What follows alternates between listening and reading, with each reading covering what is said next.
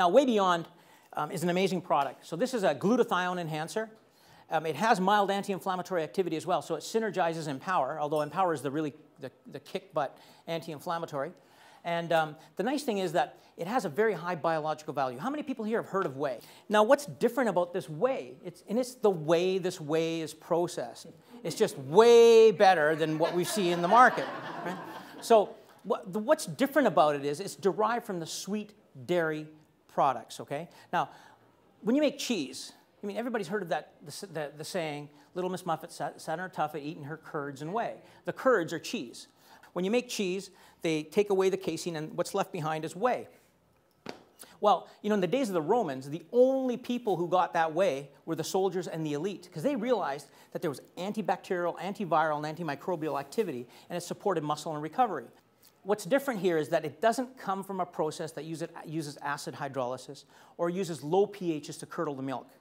You know, whey protein has three-dimensionally configured proteins, and these proteins fit in lock and keys. And if you think of them like a lock and key, they fit in there, and they have a specific configuration that fits a receptor site. Now, if you're using acid or high temperatures to process this, to create this cheese, which is often used in the cottage cheese industry, they use acid, rennet, and other enzymes, okay? What happens is that you're damaging this protein. Now, the three-dimensional configuration, if you think of it, it kind of, you know, like, I'm not flexing. I'm just showing you something. Like, so if you think of the peptide, a peptide would be like a polypeptide, a linear polypeptide with various amino acids on it, right? So what happens is this thing is usually configured and rolled up into a three-dimensional configuration that's held up by disulfide bonds and ionic bonds. Now, what happens when you use acid, you break the bonds, okay? And all of a sudden, this thing unravels. And that's what you get in your protein when it's denatured. Most companies say, well, our product's undenatured. Whatever. I'll tell you why. You can tell. If you get a plain whey protein and it has a little bit of a bitter off taste, it's usually denatured. Now, the reason is, the way this protein actually unravels itself into this three-dimensionally configured protein is that when it's being transcribed in the cell, it has what they call hydrophobic. How many people here know what hydrophobic means? It means it doesn't like water, right? Hydrophilic means it likes water. These hydrophobic amino acids need to be hidden, so they get folded in. And then it forms disulfide bonds, and they're in the middle, in the center of this three-dimensional glob, you see? So that it's away from the water. That's what happens. But when you unravel it, now they're fighting with the water. They end up on your taste buds, and they create the bitter taste. Now, this is not just about flavor. Our product, you know, is not flavored with artificial sweeteners and artificial flavors. But, you know, how many people here recognize the fact that the majority of whey proteins in the marketplace are flavored and sweetened with artificial compounds? And there's a reason for that. The majority are. There are some that still get away with not using these artificials because they do other things. But the reason why you need the high potency of the artificial sweeteners and the artificial flavors is because you've got to mask those hydrophobic compounds, you see? When you have an undenatured product, it tastes good. The plain product we have, if you have the plain product, it almost tastes sweet because it's coming from what we call the sweet dairy system that doesn't use the pH. So now, we get away with using natural berry extracts to flavor it, and only 80 milligrams of stevia. Now, what happens for those companies who actually use stevia to sweeten their whey protein, that is denatured, okay, a denatured whey, which needs more stevia, you need roughly per serving of 30 grams, usually works out to about 190 to 280 milligrams of stevia. It depends on the stevioside content of the stevia. Now, the point is, not without getting into detail, is that when you start to get up to that level, you get the aftertaste from the stevia. So you get that licorice aftertaste. So what do they do to accommodate for that? You've seen companies where they use xylitol with their protein powders. How many people here have had a xylitol is an alcohol sugar. It's a carbohydrate. So what they're doing is putting an alcohol sugar in that has almost the sweetness of sugar, and then using stevia in smaller quantities so you don't get the aftertaste. But now you've got a protein that's diluted with xylitol. Does anybody know that xylitol can kill your dog? 6 grams. 6 grams is usually what's in a 30-gram serving. So that's enough to kill your dog, and it tastes great to them. Yeah. Well, xylitol, humans can handle it. They can metabolize it.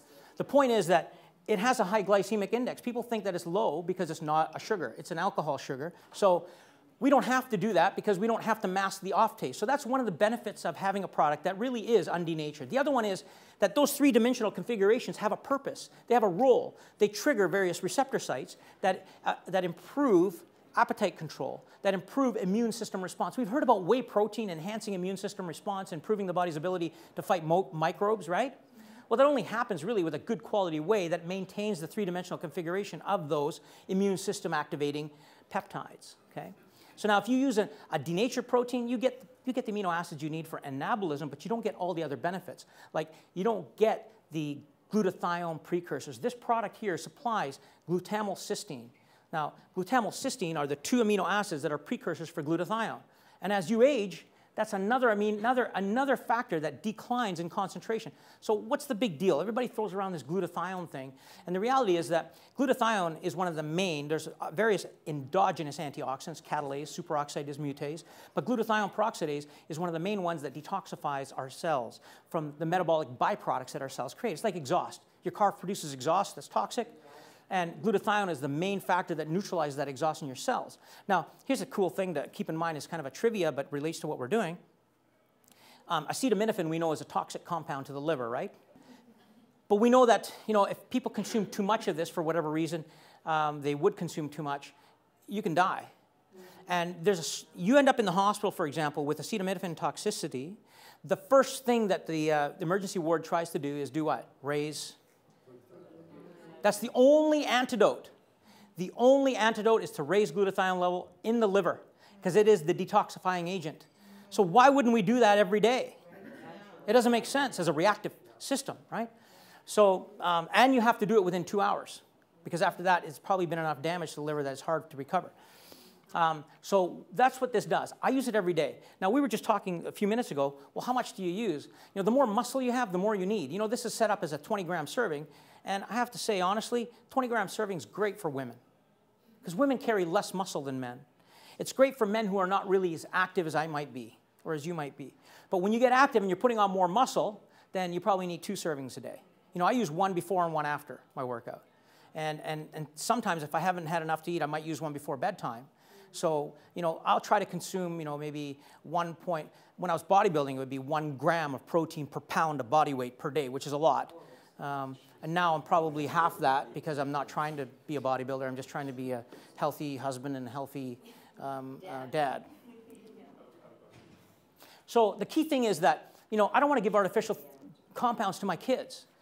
And my kids need this because they need to support immune system. They need to support the development. You know, a 5-year-old and a 13-year-old, they develop at a rate that you'd wish you can build muscle at, you know? So they need these building blocks more than we do for immune system activity.